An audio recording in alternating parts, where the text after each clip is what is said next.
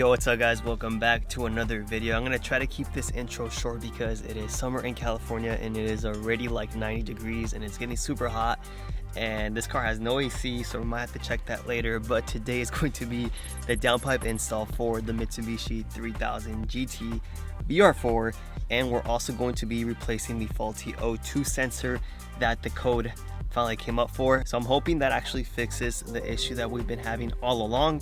And if that doesn't work, I'm actually going to be checking the ECU because it is the one thing that everyone's been telling me to check, and it is a 98, so I do know that the ECU is actually flashable, so we might be able to check the tune and if anything flash the car in the future once we start adding mods. The one thing I'm not too sure about just yet is if I want to go full send with this build and go like full E85 and make this thing somewhat decently fast. But what I do know is that I do want to do a full extensive build on the Evo because I haven't really touched that car at all.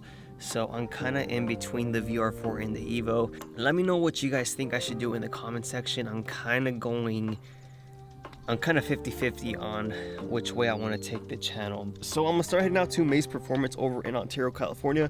Once we get there, we'll start taking the car apart, gut the pre-cats, and then from there install the downpipe, see how it sounds, and hopefully replacing that O2 sensor fixes our issues, and then we can start moving over into a much better direction with boost controller gauges, maybe 85s. I am gonna go ahead and get a sound clip of how the car sounds now with just basically a catback exhaust.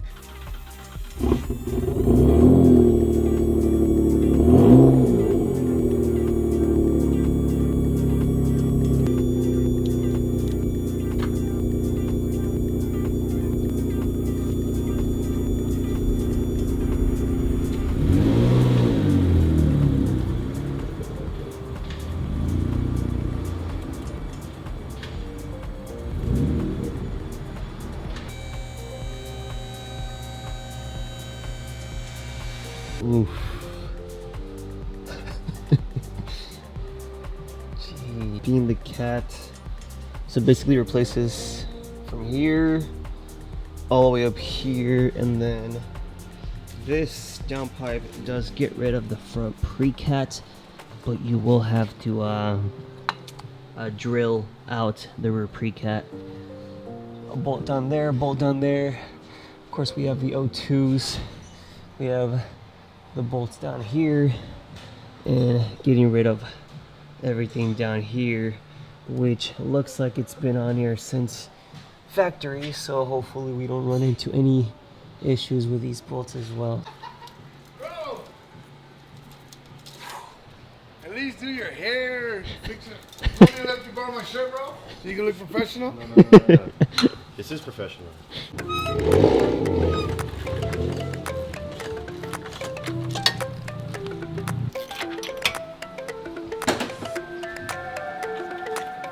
Car's not giving us issues today. That's rare.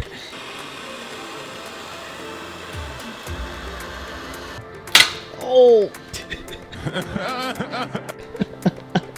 Oh, tell me why I'm not surprised. It didn't strip, it just broke. It broke. The one car that I've literally broken the most bolts on, and I'm just guessing just from old age and rust, everything starts becoming super brittle.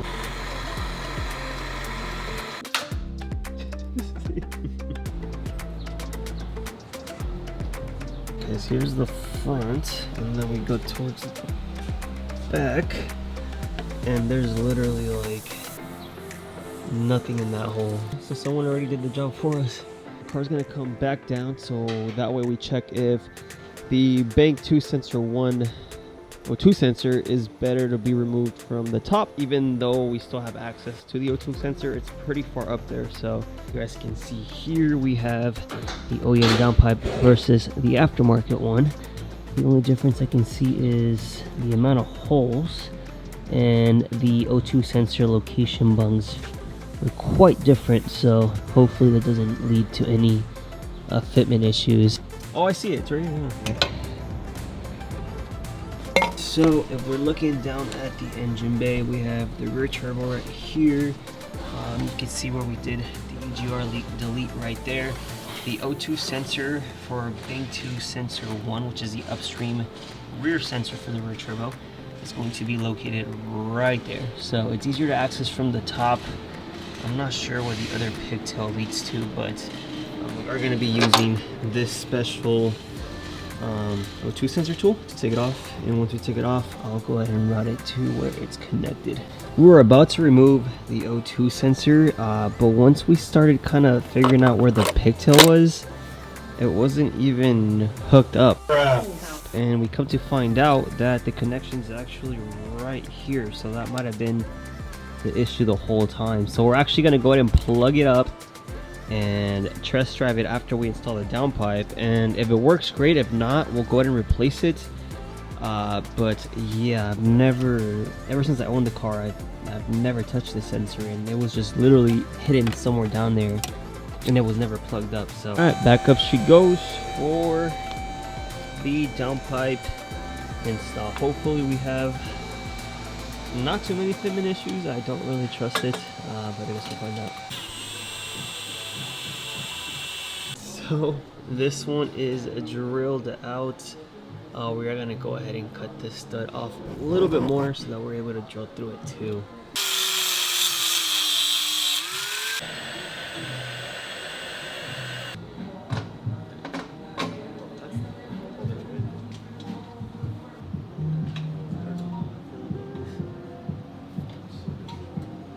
So the downpipe is mocked up, nothing's tightened yet, but the one thing that CX did mess up on is the bung location for the rear O2 sensor. I don't even know if we're going to be able to run it, because if you run it like this, it's pointing towards the ground, and at this point it is the lowest point of the car, so you do risk damaging that.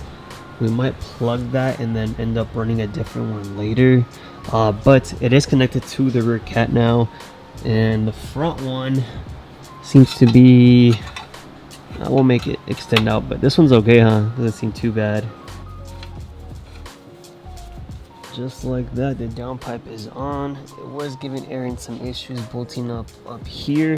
I do plan on running a test pipe down the line where they full exhaust, but at least we have it set up to where it's drivable. And I also have to get the wideband sensor that's gonna go in the back. We're not gonna be using this because this is just a risk for some damage. So the wideband is probably gonna end up getting put back here or on a test pipe itself. But at least we should be able to test drive the car, see how it runs with the O2 sensor in the front plugged up. All right, moment of truth.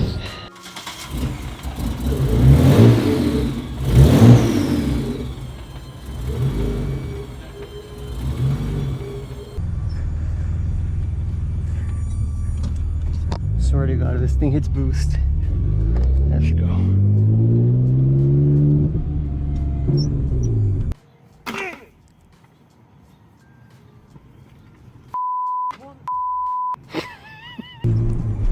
We're actually able to drive it within vacuum.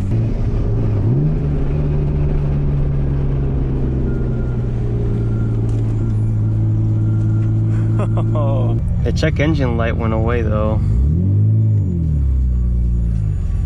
so that's always a good thing. Let me see. Hold throttle.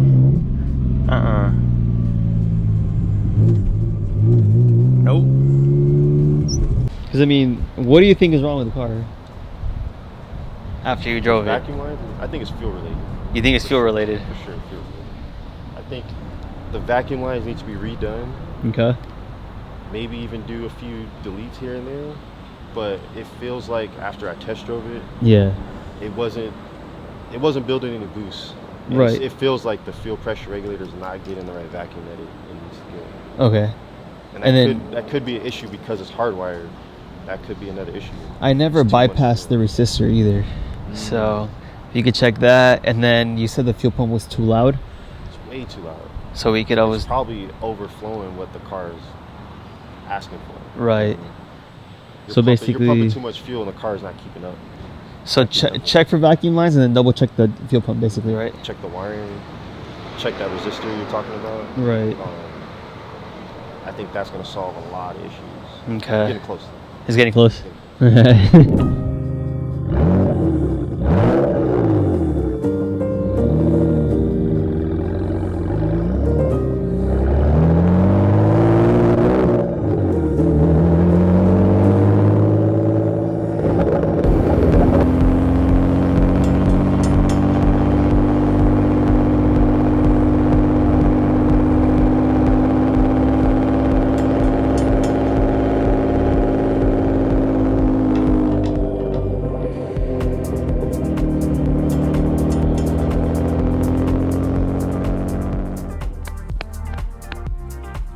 Dude, what?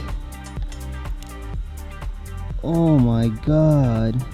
I'm so bummed out now. I guess there's no more gimbal shots for a while. Oh, look at this. So it's currently July 4th. And the fireworks are trying to go off over there, and I kind of just wanted to bring the VR4 out for a little sound clip of the downpipe. Honestly, it's very unfortunate that I broke the drone. That's honestly the first time that I actually damaged it. I don't know how much it's going to be to fix it. At least I didn't lose the drone, which is a huge plus. So I always try to look at things from the bright side, and it's a really nice view out here. So I hope you guys enjoyed the video of the downpipe. Honestly, it's not excessively loud just yet because I still feel like it has the catalytic converter on there. I feel like if we went full straight pipe, this thing would be a lot louder, but it does sound super good. I'm gonna go ahead and do one last sound clip. You could really hear the turbo spool a lot better now, but you guys let me know in the comment section below.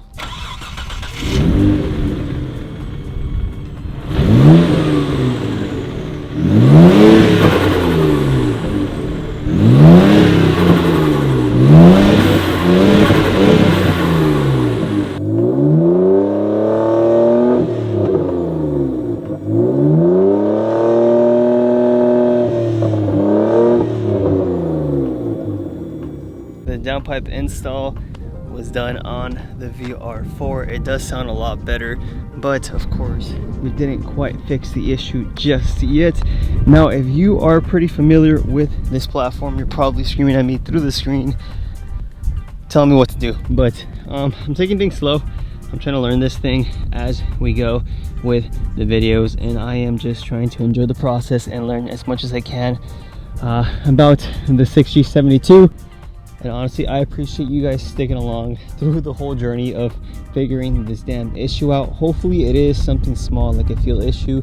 We still are going to be doing the vacuum line delete super soon, and we're gonna go ahead and look over the fuel pump just in case that doesn't work. So I feel like we're getting closer little by little. The car is coming along slowly but surely.